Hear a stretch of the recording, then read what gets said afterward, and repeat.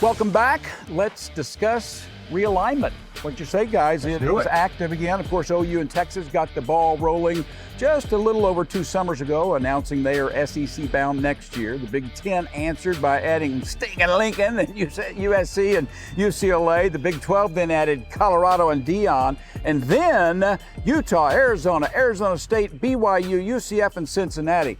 To me, the net effect for OU is this, and OSU. The Sooners must make a major jump in a deep and difficult SEC. So when will OU win conference title number 53? I need an answer from you, Dusty. For OSU, the path is easier to a league title and maybe a playoff berth. Yes, Utah is tough, but no one else is close to what Oklahoma was in its prime during their run and what Texas is said to be. Expected to be this season. Look, I think it's great. I mean, Oklahoma to the SEC, Oklahoma, Texas, we've known about that. They're going to have to continue to play well, recruit, and build momentum heading into that league. But the real story right now, it's about the Big 12. They got stability now. 16 teams. Go back to Bob Bowlesby. The 4 we'll see this year. He brought them along. Enter Brett Yormark, who's done a sensational job. And Oklahoma State really is primed and ready to potentially be one of the flag-carrying members of this league. What a great opportunity for Mike Gundy, Oklahoma State football. I'm just glad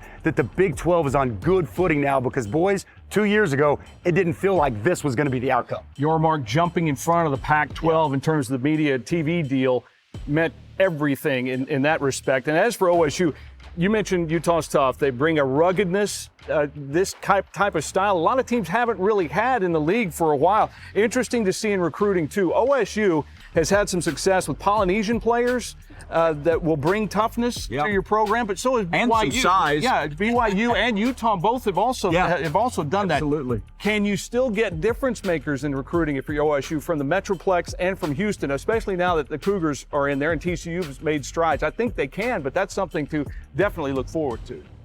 No question. On the first Saturday in November, the Sooners and Cowboys will meet in Bedlam for the final time. Well, at least for now, guys. Yeah, no question. The Bedlam series will take a break with OU's move to the SEC. Dylan Rivera caught up with some who know the rivalry all too well. There's 2 teams here getting ready to play this afternoon. One's pissed off more than the other. And they're more ready to kick your ass than you are theirs. The Bedlam game has always been about bragging rights. Getting the upper hand on the Okies up or down I-35 can mean everything. But Bedlam is now on its final legs. Conference realignment and, more specifically, OU's exit to the SEC, ending this historic series. The Bedlam game is over because Oklahoma chose to leave the Big 12. Period. It's got nothing to do with Oklahoma State. Nobody's asking me what I think. If they do ask me, I'll tell them what I think. I'd love to play the game.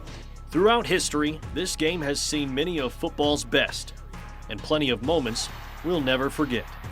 Those who know this rivalry well expect this season's game to be a loud, amped up fall Saturday. Oh, it'll be wild depending on how both teams are. I'll be surprised if both teams are not pretty good. But it's, there's a built-in electricity to the game anyway. But that electricity is a lot higher if both teams are good. I hated going up there. Even when I wasn't coaching, I went up there one time. I'm standing on the sidelines, and the sidelines are right there, the bleachers are right here, and those students are right there, and I'm standing with Toby Keith, and they were wearing my ass out. The future of the game is still unknown. With OU in the SEC and OSU in the new-look Big 12, the postseason may be our only chance to see it again. I hope it comes back in the postseason. I think that would be really slick.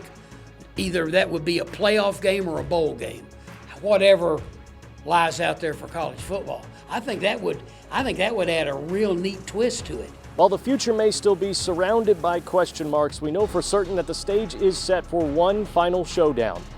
100-plus years of memories put to rest November 4th here at Boone Pickens Stadium. In Stillwater, Dylan Rivera, Oklahoma's own. It stinks that there's no Bedlam for a period of time, and fans deserve better. But if you're OU in the SEC, you do not need a knockdown, drag-out Bedlam game, before the thing gets going. And even though lots of Gundy Bedlam games have been really close, and even the point spreads have been close, it remains a fact that it's the 4th most lopsided rivalry in college football history. And Gundy's done well, but he continues to, OSU loses 5 of every 6 to Oklahoma. So if I'm OSU, they're right in saying, good riddance, Oklahoma. Get on out of here and focus on OSU becoming the big dog of the Big 12. Dean, you're right about the fans. Disappointing for them, but this is also something we're talking about because of the last game, but it's something that's been out there for a while now, and a lot of people, you could say that a lot of fans maybe have moved on from this whole discussion, except for the first Saturday coming up in November, Dustin. November 4th. It's going to be a special day, guys. It really is. Like, these rivalries, this is what college football is all about. This state is all about Bedlam, and this could be the last one for a long time. One thing Mike Gundy did point out that I thought was very important, he was sure to mention that the Big 12 and the SEC have a lot of bowl tie-ins, almost as if he's calling his shot that maybe we don't have it in the regular season, but a Bedlam bowl matchup, sign me up. Yeah. All right, well, up next, we're talking TU, what the Golden Hurricane need to accomplish with its new head coach this season to be successful.